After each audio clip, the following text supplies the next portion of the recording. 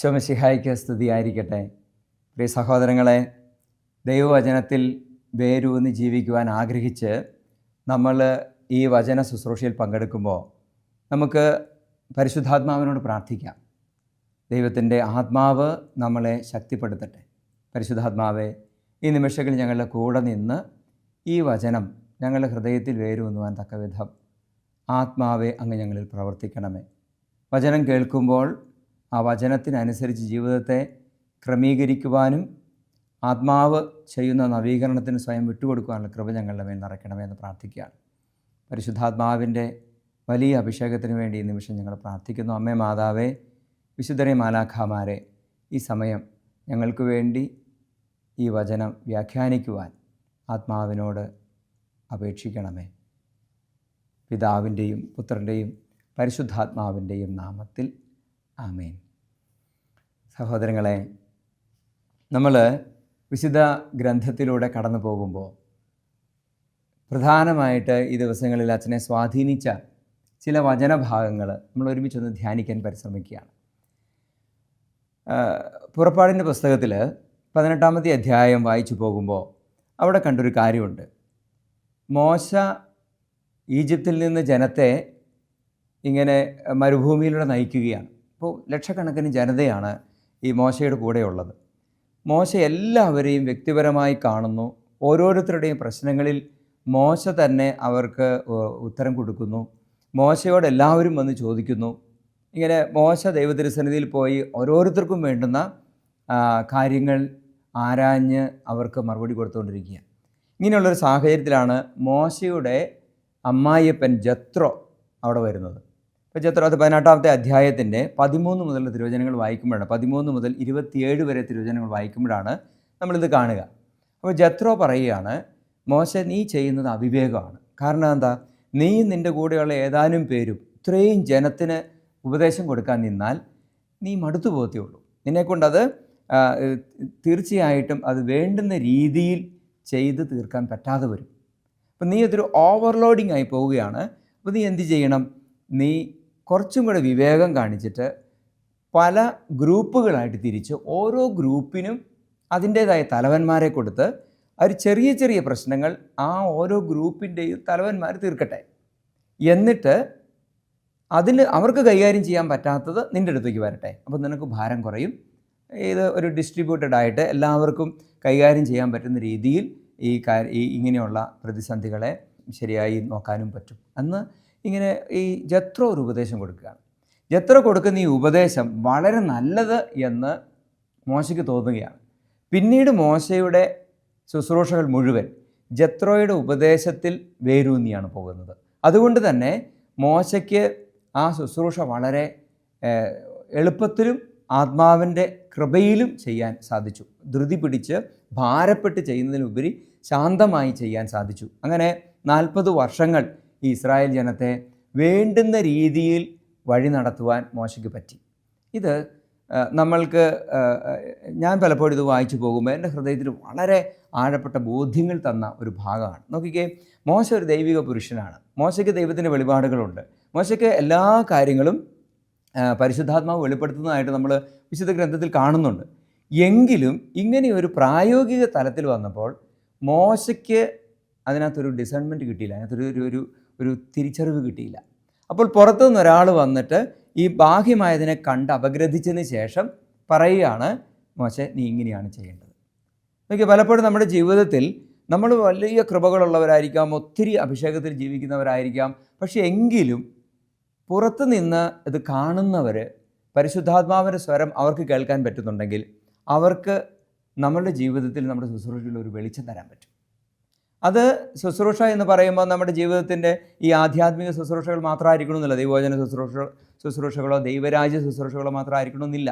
നമ്മുടെ ജീവിതത്തിൻ്റെ കാര്യം, കുടുംബത്തിൻ്റെ കാര്യം, കുടുംബത്തിലെ ഓരോരോ കാര്യങ്ങൾ തീരുമാനിക്കേണ്ടത് അല്ലെങ്കിൽ ഓരോരോ കാര്യങ്ങൾ ചെയ്യേണ്ടതൊക്കെ വരുമ്പോഴൊക്കെ ചിലപ്പോൾ പുറത്തുനിന്ന് ഒരു ഉപദേശം നമുക്ക് അനുഗ്രഹമായി മാറും.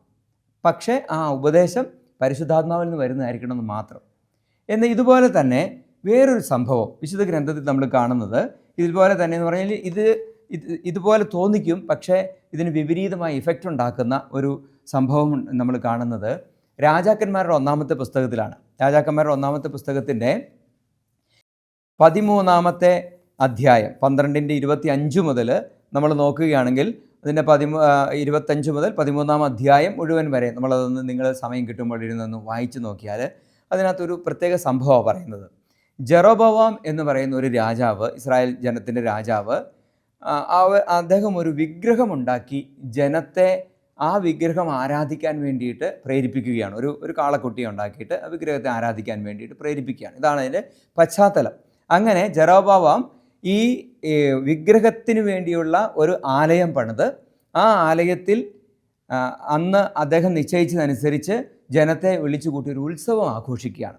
അത് നമ്മൾ 12:33 നമ്മൾ കാണുന്നുണ്ട്. പിന്നീട് 13:1 മുതൽ നമ്മൾ കാണുന്നത് ജെറോബോവാം ധൂപാർപ്പണത്തിന് ബലിപീഠത്തിനരികെ നിൽക്കുമ്പോൾ കർത്താവിൻ്റെ കൽപ്പനയനുസരിച്ച് ഒരു ദൈവപുരുഷൻ യൂദയായിൽ നിന്ന് ബഥേലിൽ വന്നു. അപ്പോൾ ഈ ബഥേൽ എന്ന് പറയുന്ന സ്ഥലത്താണ് ഈ വിഗ്രഹ ആരാധനാ സ്ഥലം ഉണ്ടാക്കിയിരിക്കുന്നത്. അപ്പോൾ ദൈവം പറഞ്ഞു വിട്ട ഒരു ദൈവപുരുഷൻ അവിടെ വരികയാണ്.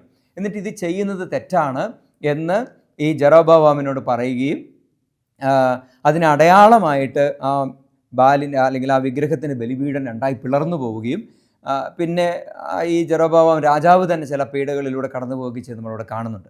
ഇതെല്ലാം കഴിഞ്ഞിട്ട് ഈ രാജാവ് ഈ ദൈവപുരുഷനോട് പറയുകയാണ്, നീ വരിക, കുറച്ച് ഭക്ഷണം കഴിച്ചിട്ട് പോകാം. നീ ഇത്രയും വലിയ കാര്യങ്ങൾ എനിക്ക് വേണ്ടി ചെയ്തല്ലോ, എൻ്റെ തെറ്റിൽ നിന്ന് മാറാൻ എന്നെ സഹായിച്ചല്ലോ, അതുകൊണ്ട് നീ സ്വല്പം ഭക്ഷണം കഴിച്ചിട്ട് പോവുക.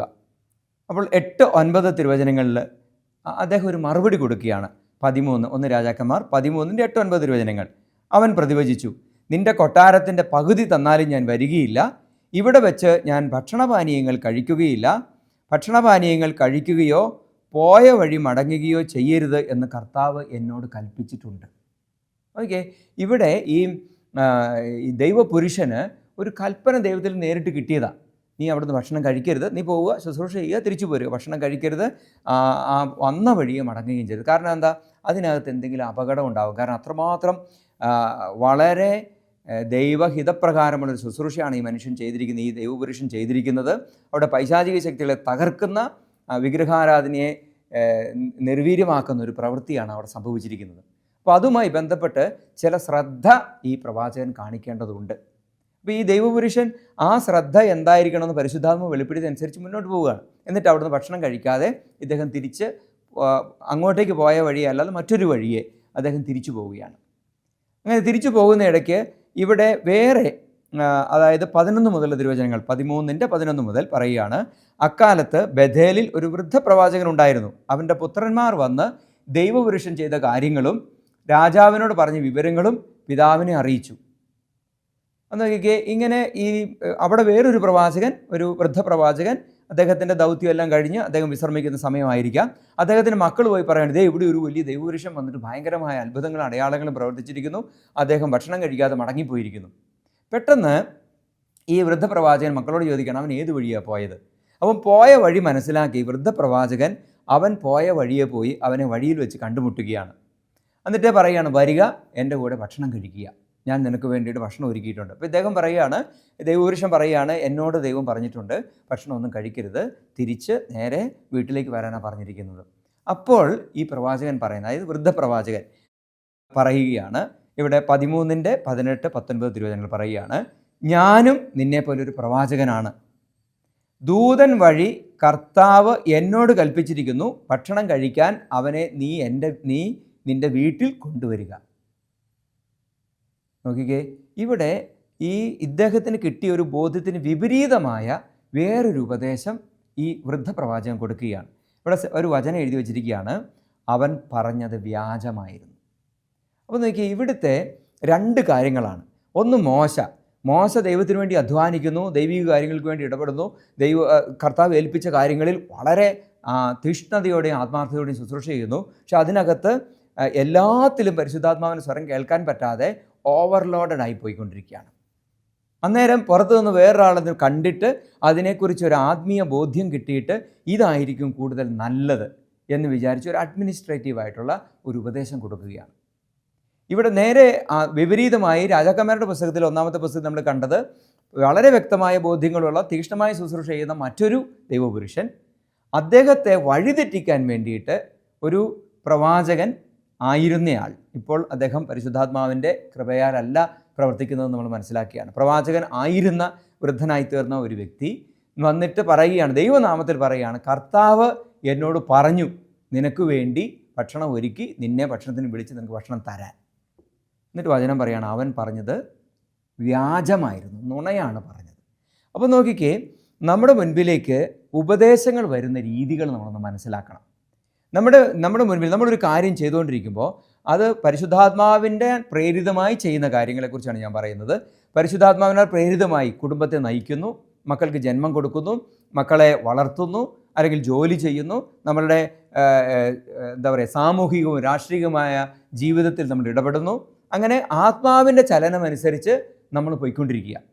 അപ്പോൾ ചില സമയത്ത് നമുക്കൊരു വെളിച്ചം കിട്ടാത്ത, എല്ലാം എങ്ങനെയാണെന്ന് 100% ഉറപ്പായിട്ട് നമുക്ക് ബോധ്യം കിട്ടാത്ത സാഹചര്യങ്ങളിൽ പരിശുദ്ധാത്മാവ് വ്യക്തികളെ അയച്ച് നമ്മളോട് സംസാരിക്കും. ചിലപ്പോൾ അത് നമ്മളുടെ കുമ്പസാരക്കാരനായിരിക്കും, ചിലപ്പം വികാരിച്ചനായിരിക്കും, ചിലപ്പോൾ നമ്മളുടെ സംഘടനയിൽപ്പെട്ട ഒരാളായിരിക്കാം. പക്ഷേ അവർ ആത്മാവിൻ്റെ കൃപയാൽ തന്നെ സംസാരിക്കും.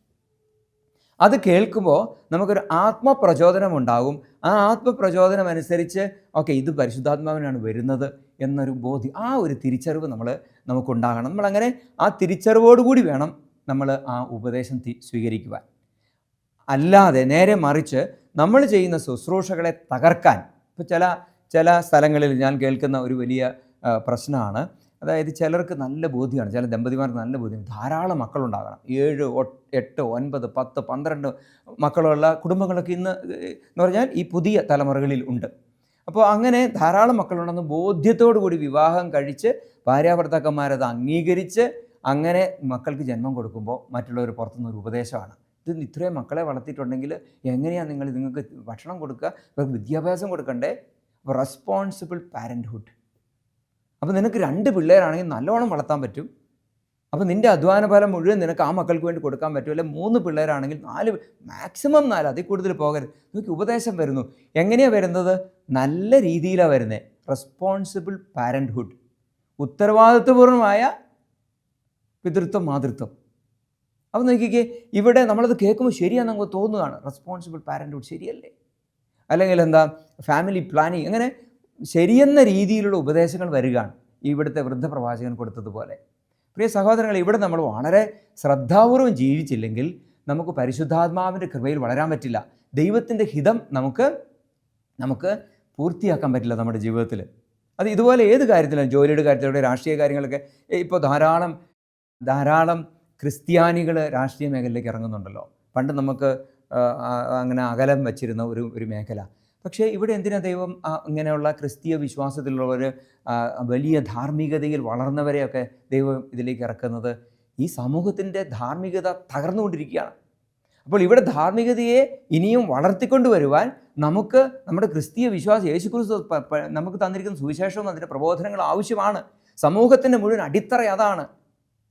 ധാർമ്മികതയിൽ അടിസ്ഥാനമിട്ടൊരു സമൂഹം വളരണമെങ്കിൽ, കുടുംബത്തിൻ്റെ അടിസ്ഥാനത്തിൽ ഒരു സമൂഹം വളരണമെങ്കിൽ നമുക്ക് വിശുദ്ധ ഗ്രന്ഥത്തിൻ്റെ അടിസ്ഥാനം വേണം. അതുകൊണ്ടാണ് നമ്മളെ അനേക മേഖലകളിലേക്ക്, സാമൂഹിക രാഷ്ട്രീയ മേഖലയിലേക്കൊക്കെ ഈശോ അയക്കുന്നത്. അപ്പോൾ അവിടെ നമ്മൾ ആ ഒരു ആധ്യാത്മിക ബോധ്യത്തിൽ സമൂഹത്തെ കെട്ടിപ്പടക്കണമെങ്കിൽ പരിശുദ്ധാത്മാവിൻ്റെ പ്രചോദനം വേണം. ചിലപ്പോൾ അവിടെ മറ്റു തരത്തിലുള്ള രാഷ്ട്രീയമല്ലേ, ഇത്തിരിയൊക്കെ അഡ്ജസ്റ്റ്മെൻ്റ് ഇല്ലാതെ പോകാൻ പറ്റില്ല. ഇന്നത്തെ കാലഘട്ടമല്ലേ, ഇങ്ങനെയൊക്കെയാണ് ജനം ജീവിക്കുന്നത്. ഉപദേശം വരും, വൃദ്ധപ്രവാചകൻ്റെ ഉപദേശം നമ്മുടെ ചെവിയിലേക്ക് വരും. അപ്പോൾ അതുവരെ നമുക്കുണ്ടായിരുന്ന ആധ്യാത്മിക ബോധ്യങ്ങളെ താറുമാറാക്കി നമ്മളെ തകർത്ത് കളയുന്ന ഒരു അരൂപി അവിടെ വ്യാപരിക്കും. അവൻ പറഞ്ഞത് വ്യാജമായിരുന്നു. പക്ഷേ എങ്ങനെയാ ഹവ്വയ്ക്ക് കിട്ടിയ ഉപദേശത്തെക്കുറിച്ച് നിങ്ങൾ ചിന്തിച്ച് നോക്കിക്കേ. ഹവ്വയ്ക്ക് ദൈവം കൃത്യമായി കൽപ്പന കൊടുത്തതല്ലേ, ഇങ്ങനെ ആയിരിക്കണം. ആദത്തോടും ഹവ്വയോടും പറഞ്ഞു, ആ ഒരു വൃക്ഷത്തിൽ നിന്ന് മാത്രം കഴിക്കരുത്, ബാക്കി മുഴുവൻ നിങ്ങൾ കഴിച്ചോ, ഒരു കുഴപ്പമില്ല, അതിൽ നിന്ന് കഴിച്ചാൽ നിങ്ങൾ മരിക്കും. ഇതായിരുന്നു ഉപദേശം. എന്നാൽ സർപ്പം വന്നിട്ട് എന്താ പറഞ്ഞത്? അതൊക്കെ ശരിയാണ്, പക്ഷേ ഇങ്ങനെയൊരു കാര്യമുണ്ട്, നിങ്ങൾ മരിക്കുകയല്ല, നിങ്ങൾ ദൈവത്തെ പോലെ ആകും, നിങ്ങൾക്ക് അറിവ് കിട്ടും. സഹോദരങ്ങളെ, ഉപദേശം ചെറുതായിട്ടൊന്ന് തിരിച്ചു വിട്ടു. അതോടുകൂടി എന്ത് സംഭവിച്ചു? അതോടുകൂടി കംപ്ലീറ്റ് കാര്യങ്ങൾ, ദൈവിക പദ്ധതി മുഴുവൻ താറുമാറായി. അവരുടെ ജീവിതത്തെക്കുറിച്ചുള്ള ദൈവിക പദ്ധതി, ഈ സൃഷ്ടിയെക്കുറിച്ചുള്ള ദൈവിക പദ്ധതി, പ്രപഞ്ചത്തെക്കുറിച്ചുള്ള ദൈവിക പദ്ധതി മുഴുവൻ താറുമാറായിപ്പോയി. ഒരൊറ്റ ഉപദേശം, ഒരു വഴിതെറ്റി വന്ന ഉപദേശം, അത് സ്വീകരിക്കാൻ ഹവ്വ ചെവി കൊടുത്തു. അപ്പോൾ ഇവിടെ നമ്മൾ ശ്രദ്ധിക്കേണ്ട കാര്യം ഇതാണ്, നമ്മളെപ്പോഴും ആരിൽ നിന്ന് ഉപദേശം സ്വീകരിക്കുന്നുവെന്ന് ശ്രദ്ധിക്കണം. ഈശോയെ നോക്കിക്കേ, പത്രോസ്ലീഹ ഈശോയോട് പറയുകയാണ്. ഈശോ താബോർ മലയിൽ വെച്ച് രൂപാന്തരപ്പെട്ട് നല്ല അഭിഷേകത്തിൽ, പത്രോസും എല്ലാവരും നല്ല അഭിഷേകത്തിൽ ഇങ്ങനെ ഇറങ്ങി വരികയാണ്. 3 സ്ലീഹന്മാരെ നിങ്ങൾക്കറിയാലോ. എല്ലാവരും കൂടെ ഇറങ്ങി വരുന്ന സമയത്ത് ഈശോ പറയുകയാണ്, ഇങ്ങനെയൊന്നുമല്ല, നിങ്ങൾ കണ്ടതൊക്കെ ഉയർപ്പിൻ്റെ മഹത്വമാണ്, അതിനു മുമ്പ് കുറച്ച് കഷ്ടപ്പാടും കുരിശുമരണവും ഒക്കെ ഉണ്ട്. പെട്ടെന്ന് പത്രോസ്ലീഹ അവനെ മാറ്റി നിർത്തി ഉപദേശിക്കുകയാണ്, നിനക്കിത് സംഭവിക്കാതിരിക്കട്ടെ.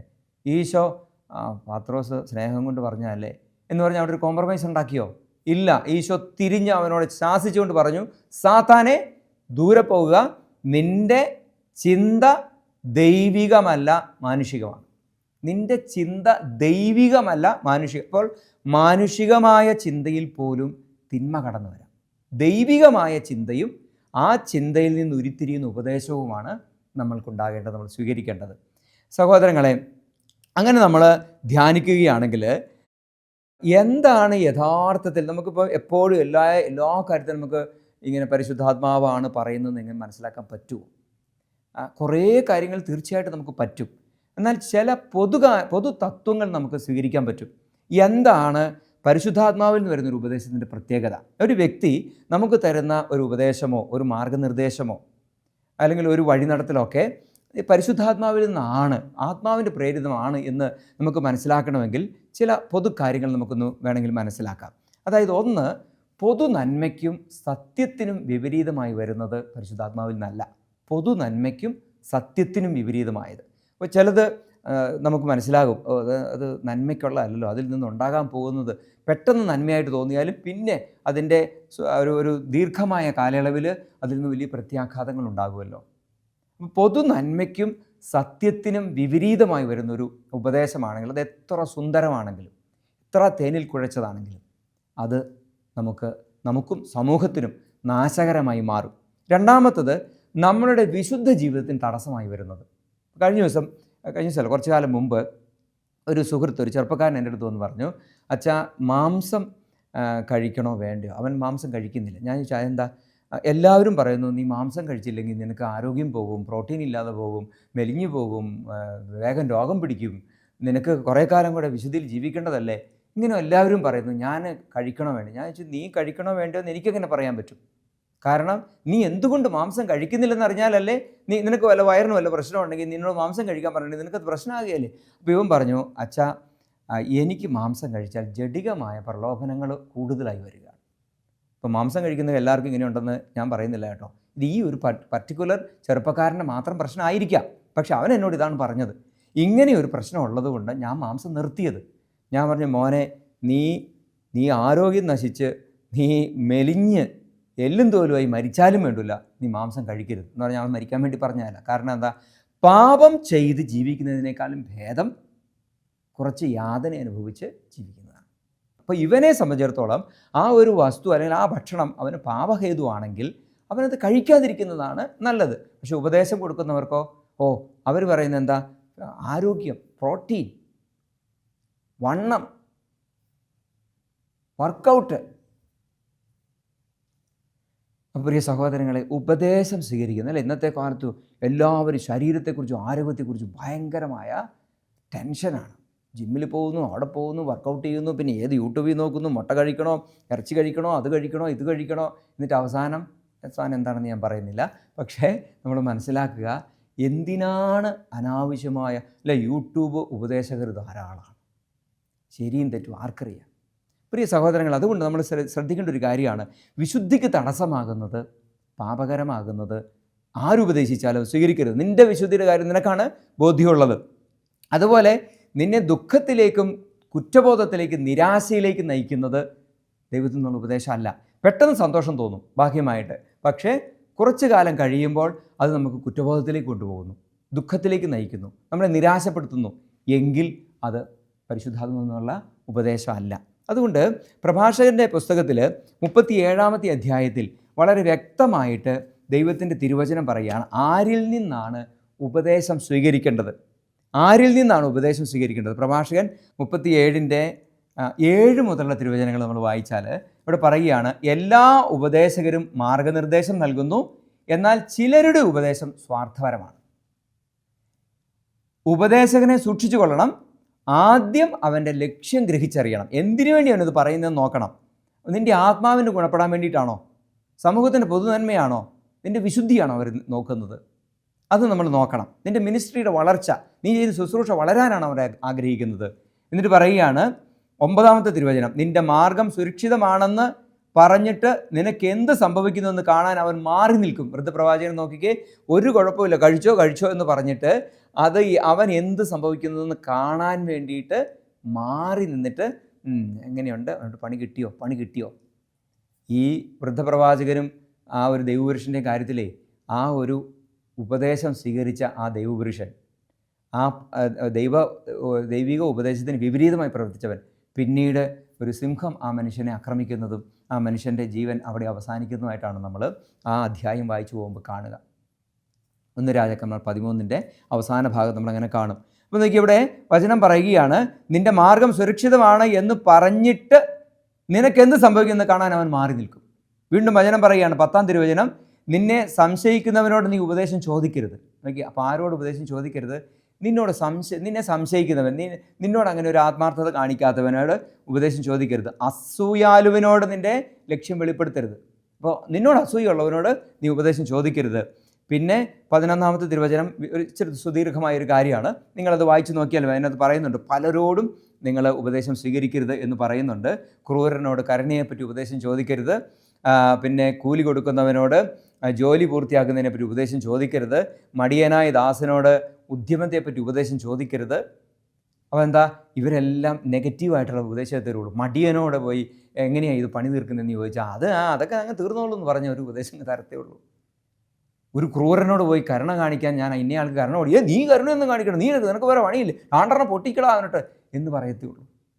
അപ്പോൾ നോക്കി, ആരോട് ഉപദേശിച്ച് ചോദിക്കണം? വളരെ വ്യക്തമായി വിശുദ്ധ ഗ്രന്ഥം പഠിപ്പിക്കുകയാണ്. അപ്പോൾ ആരിൽ നിന്നാണ് ഉപദേശം നമ്മൾ സ്വീകരിക്കേണ്ടത്? ആരിൽ നിന്നാണ് ഉപദേശം സ്വീകരിക്കേണ്ടത്? ദൈവഭക്തനും, 12-ാം തിരുവചനം, പ്രഭാഷകൻ 37:12, ദൈവഭക്തനും കൽപ്പനകൾ പാലിക്കുന്നുവെന്ന് ഉറപ്പുള്ളവനും നിൻ്റെ സ്വഭാവത്തിന് ഇണങ്ങുന്നവനും നിൻ്റെ പരാജയത്തിൽ സഹതപിക്കുന്നവനുമായ ഒരുവനോട് എപ്പോഴും ഒട്ടി നിൽക്കുക. അവനോട് നീ ഉപദേശം സ്വീകരിക്കുക. നിൻ്റെ ഹൃദയത്തിൻ്റെ രണ്ടാമത്, അതൊന്ന്, നിന്നോട് ഏറ്റവും ആത്മാർത്ഥമായ അടുപ്പമുള്ള വ്യക്തി, നിൻ്റെ നന്മ മാത്രം ആഗ്രഹിക്കുന്ന വ്യക്തിയോടെ നീ ഉപദേശം സ്വീകരിക്കാവുള്ളൂ. ജത്രോ, നമ്മുടെ മോശയുടെ അമ്മായിപ്പൻ, അപ്പോൾ അങ്ങനെയുള്ളവരിൽ നിന്ന് അത് സ്വീകരിക്കാവുള്ളൂ. നിൻ്റെ ഹൃദയത്തിൽ നിന്ന് ഉപദേശം സ്വീകരിക്കുക. അതിനേക്കാൾ വിശ്വാസമായി എന്തുണ്ട്? ഗോപുരത്തിന് മുകളിലിരിക്കുന്ന 14-ാം തിരുവചനം, ഗോപുരത്തിന് മുകളിലിരിക്കുന്ന നിരീക്ഷിക്കുന്ന 7 പേരേക്കാൾ സ്വന്തം ഹൃദയമാണ് കൂടുതൽ വിവരങ്ങൾ നൽകുന്നത്. എല്ലാറ്റിനും ഉപരി എന്താ ചെയ്യേണ്ടത്? സത്യമാർഗത്തിൽ നിന്നെ നയിക്കുന്നതിന് അത്യുന്നതനോട് പ്രാർത്ഥിക്കുക.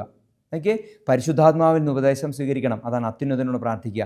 നിൻ്റെ ഹൃദയത്തിൻ്റെ പ്രേരണകൾ നീ നോക്കണം. വേറൊരാൾ നിനക്ക് ഉപദേശിച്ചൊന്നും അല്ലെ, 7 പേര് നിന്നെ ഉപദേശിച്ചു, എങ്കിലും നീ ആ ഉപദേശം എടുത്തുകൊണ്ടുപോയി പരിശുദ്ധാത്മാവിന് മുൻപിൽ വെച്ച് നിൻ്റെ ഹൃദയത്തിൽ അതിനെക്കുറിച്ച് ധ്യാനിക്കണം. പരിശുദ്ധ അമ്മ ധ്യാനിച്ചതുപോലെ അങ്ങനെ ധ്യാനിച്ച് നിൻ്റെ ഹൃദയത്തിൽ നിന്ന് നീ ഉപദേശം സ്വീകരിക്കണം. 3, ആത്മാർത്ഥമായി നിന്നോട് ഒട്ടി നിൽക്കുന്നവനോട് വേണം ഉപദേശം സ്വീകരിക്കാൻ. ദൈവിക ജ്ഞാനമുള്ളവനോടെ ഉപദേശം സ്വീകരിക്കാവുള്ളൂ. അതുകൊണ്ട് പ്രിയ സഹോദരങ്ങളെ, നമ്മൾ മനസ്സിലാക്കേണ്ട വലിയൊരു യാഥാർത്ഥ്യമുണ്ട്. ഉപദേശം എപ്പോഴും ജ്ഞാനത്തിൽ നിന്നാണ് വരേണ്ടത്. ജ്ഞാനിയാണ് ഉപദേശിക്കേണ്ടത്. അതുകൊണ്ട് പ്രഭാഷകൻ 6 വചനം പറയുകയാണ്, 6:36, പ്രഭാഷകൻ 6:36, ജ്ഞാനിയായ ഒരുവനെ കണ്ടെത്തിയാൽ അവനെ സന്ദർശിക്കാൻ വൈകരുത്, നിൻ്റെ പാദങ്ങൾ അവൻ്റെ വാതിൽപ്പടി നിരന്തരം സ്പർശിക്കട്ടെ. അപ്പം ജ്ഞാനിയാണ് നമ്മൾ ഉപദേശിക്കേണ്ടത്. ജ്ഞാനി എന്ന് പറഞ്ഞാൽ പരിശുദ്ധാത്മാവിന് സ്വരം കേൾക്കാൻ പറ്റുന്നവനാണ്. അത് നമ്മളുടെ തന്നെ ഹൃദയം ജ്ഞാനത്തിലേക്ക് വളരേണ്ടതുണ്ട്. അതുപോലെ ജ്ഞാനത്തിൽ വളർന്നവരുടെ ഉപദേശം നമ്മൾ സ്വീകരിക്കേണ്ടതുമുണ്ട്. പ്രിയ സഹോദരങ്ങളെ, നമുക്ക് പരിശുദ്ധാത്മാവിന് സ്വയം സമർപ്പിച്ച് ഈ ഒരു വചനബോധ്യത്തെ ഓർത്ത് നന്ദി പറയാം. ഈശോയെ, ഞങ്ങളുടെ ജീവിതത്തിൽ അനേകം ദുരുപദേശങ്ങൾ ഞങ്ങളെ വഴിതെറ്റിച്ചു, ഞങ്ങൾ കൃപയെ ഇല്ലാതാക്കി, ഞങ്ങൾക്ക് പാപകരമായ വഴിയിലേക്ക് പോകേണ്ടതായ സാഹചര്യങ്ങൾ വന്നു. പല പാപങ്ങളും കുഴപ്പമില്ല, ശരിയാണ്, അങ്ങനെ ചെയ്യുന്നതിൽ തെറ്റില്ല, എല്ലാവരും ചെയ്യുന്നതല്ലേ, ഇങ്ങനെ പലതരത്തിലുള്ള ദുരുപദേശങ്ങൾ, പാപങ്ങളെ പുണ്യമായി കരുതാൻ, നോർമലായി കരുതാൻ ഞങ്ങൾക്ക് ഇടവരുത്തി, ഞങ്ങൾക്ക് മാനസാന്തരം നൽകി. യഥാർത്ഥമായി ജ്ഞാനത്തിൽ നിന്ന് ഉപദേശം സ്വീകരിക്കാൻ ഞങ്ങളെ സഹായിക്കണമേ. പരിശുദ്ധ അമ്മേ മാതാവേ, സകല വിശുദ്ധരെ മാലാഖമാരെ, ഈ സമയത്ത് ഞങ്ങൾക്ക് വേണ്ടി നിരന്തരമായും എപ്പോഴും, പ്രത്യേകിച്ച് ഈ സമയത്ത് പ്രത്യേകമായും പ്രാർത്ഥിക്കണമേ. പിതാവിൻ്റെയും പുത്രൻ്റെയും പരിശുദ്ധാത്മാവിൻ്റെയും നാമത്തിൽ ആമേൻ.